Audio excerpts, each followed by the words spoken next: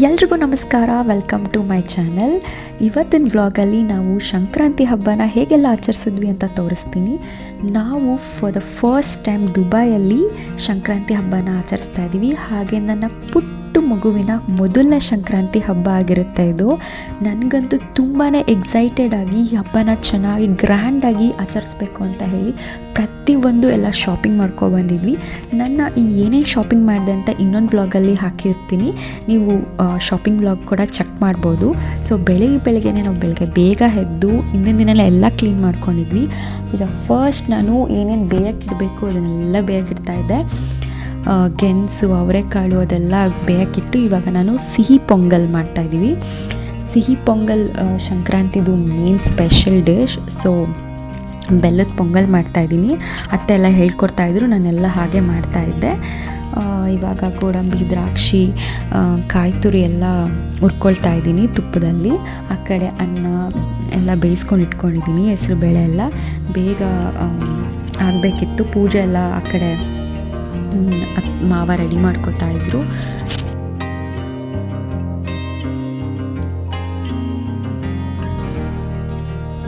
ಈ ಸಂಕ್ರಾಂತಿ ಹಬ್ಬ ಅಂತೂ ನಮಗೆ ತುಂಬಾ ಸ್ಪೆಷಲ್. ನಾನು ಫಸ್ಟ್ ಟೈಮ್ ದುಬೈಯಲ್ಲಿ ಸಂಕ್ರಾಂತಿ ಹಬ್ಬನ ಆಚರಿಸ್ತಾ ಇರೋದು.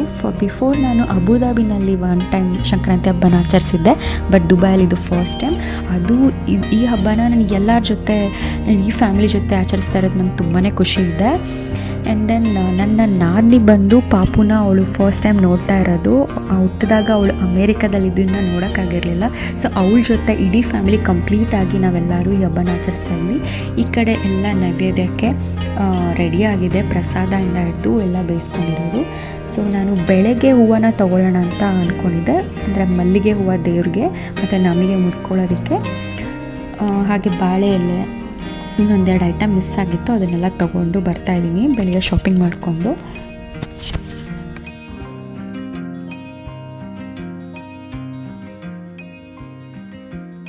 ಇದಿಷ್ಟು ನಾವೇ ಮಾಡಿರೋ ಎಳ್ಳು ಬೆಲ್ಲ, ಕಬ್ಬು ಮತ್ತು ಬೇಯಿಸ್ಕೊಂಡಿರೋದು ಮತ್ತು ನೈವೇದ್ಯಕ್ಕೆ ಇಟ್ಟಿರೋದು. ಸೊ ಇವಾಗ ನಾನು ಕ್ವಿಕ್ಕಾಗಿ ನಮ್ಮ ದೇವ್ರ ಮಂದಿರನ ರೆಡಿ ಮಾಡ್ಕೊಳ್ಳೋಣ ಅಂತ ಹೇಳಿ ಹೂವೆಲ್ಲ ರೆಡಿ ಮಾಡ್ಕೋತಾ ಇದ್ದೀನಿ. ನಾನು ಈ ದೇವ್ರ ಮಂದಿರನ ಇಲ್ಲೇ ಶಾಪ್ ಮಾಡಿದ್ದು.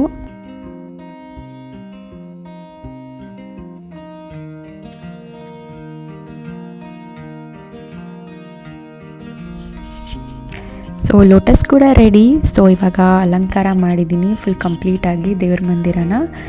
ಇದು ನಮ್ಮ ದೇವ್ರ ಮನೆ.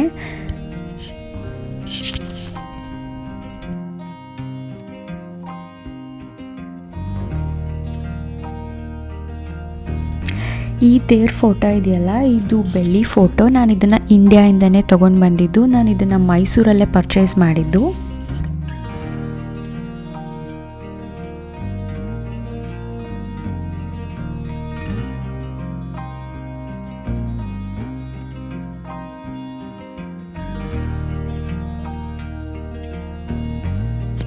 ಹಬ್ಬ ಅಂದಮೇಲೆ ಅಡುಗೆನೇ ಸ್ಪೆಷಲ್ ಅಲ್ವಾ. ಸೊ ಮಾಸ್ಟರ್ ಶೆಫ್ ನಮ್ಮ ಅತ್ತೆ ಅವರು ಆಲ್ರೆಡಿ ಅಡುಗೆನೆಲ್ಲ ಪ್ರಿಪೇರ್ ಮಾಡಿದರು. ನಾವು ಆ ಕಡೆ ದೇವ್ರ ಮನೆ ರೆಡಿ ಮಾಡೋಷ್ಟರಲ್ಲಿ.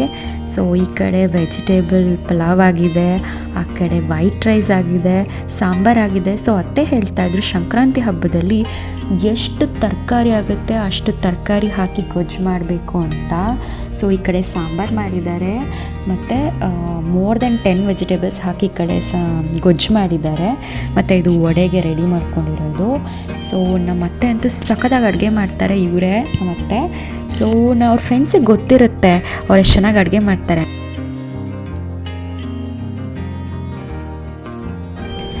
ಎಲ್ರಿಗೂ ಸಂಕ್ರಾಂತಿ ಹಬ್ಬದ ಶುಭಾಶಯಗಳು. ಹ್ಯಾಪಿ ಸಂಕ್ರಾಂತಿ ಅಮ್ಮ, ಹ್ಯಾಪಿ ಸಂಕ್ರಾಂತಿ, ಹ್ಯಾಪಿ ಸಂಕ್ರಾಂತಿ. ಹಬ್ಬಕ್ಕೆ ಪೂಜೆ ಆಯಿತು, ಅಡುಗೆ ಆಯಿತು. ಈಗ ಊಟದ ಸಮಯ. ಊಟದ ಬಾಳೆ ಎಲೆಲ್ಲ ಹಾಕಿ ಹಬ್ಬದ ದಿನ ಬಾಳೆ ಎಲೆಗೆ ಊಟ ಮಾಡೋದೊಂಥರ ಚೆನ್ನಾಗಿರುತ್ತೆ. ಅದರಲ್ಲೂ ದುಬೈಯಲ್ಲಿ ಬಾಳೆ ಎಲೆ ಎಲ್ಲ ಸಿಗುತ್ತೆ. ಆ್ಯಕ್ಚುಲಿ ನಾನು ತೊಗೊಂಡು ಬಂದಿದ್ದರೆ ಇದು ಒಂದು ಬಾಳೆ ಎಲೆಗೆ 2 ದಿರಮ್, ಅಂದರೆ 2ಕ್ಕೆ 4 ದಿರಮ್ ಕೊಟ್ಟಿದ್ದು. ಹಬ್ಬದ ದಿನ ಅವರು ಹೇಳಿದ್ರು ಇದು ಇಂಡಿಯಾಯಿಂದ ಬಂದಿದೆ ಮೇಡಮ್, ಅದಕ್ಕೆ ಒಂದಕ್ಕೆ 2 ದಿರಮ್ ಅಂತ ಹೇಳಿದ್ರು.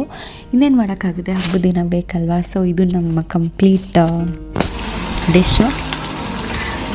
Crispy crispy vada.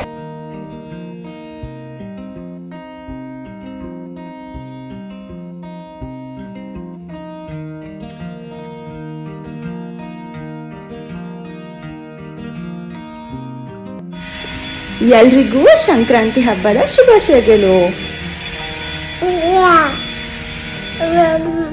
ಹೌದಾ, ಥ್ಯಾಂಕ್ ಯು.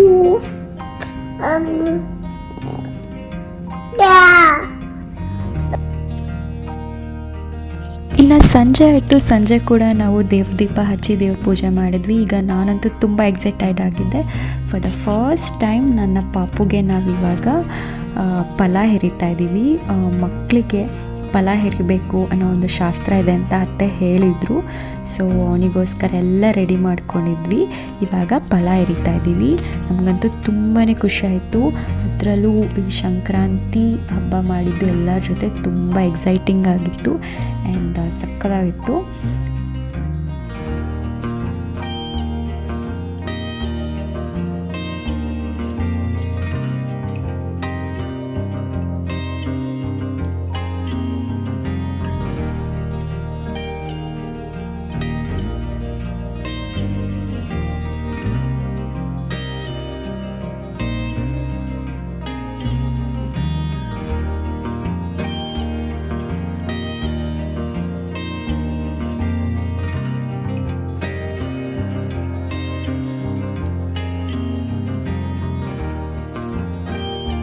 ಪಾಪು ಅಂತೂ ಸಿಕ್ಕಾಪಟ್ಟೆ ಎಂಜಾಯ್ ಮಾಡ್ತಾಯಿದ್ದ, ಸಿಕ್ಕಾಪಟ್ಟೆ ಆಟ ಆಡ್ತಾಯಿದ್ದ.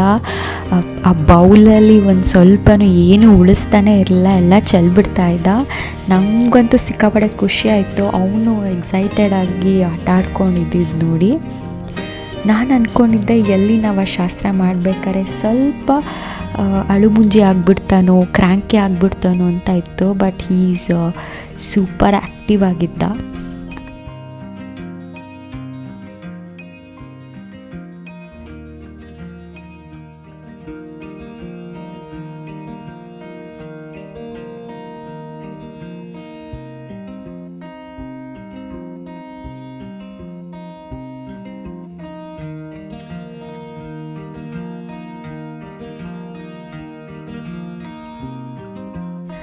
ಮನೇಲಿ ಒಂದು ಪುಟ್ಟ ಮಗು ಇರಬೇಕಾದ್ರೆ ಹಬ್ಬದ ಒಂದು ಖುಷಿನೇ ಬೇರೆ.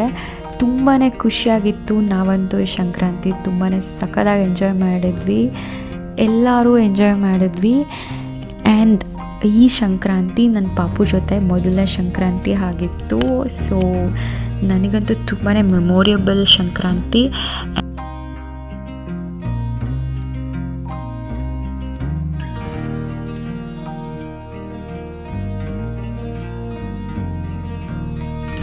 ಸೊ ಮನೆ ಮಂದಿ ಎಲ್ಲ ಪಾಪುಗೆ ಫಲ ಹೆರಿದ ಮೇಲೆ ನಾನು ಅವನಿಗೆ ದೃಷ್ಟಿ ತೆಗಿತಾ ಇದ್ದೀನಿ, ಆರತಿ ಬೆಳಗಿ.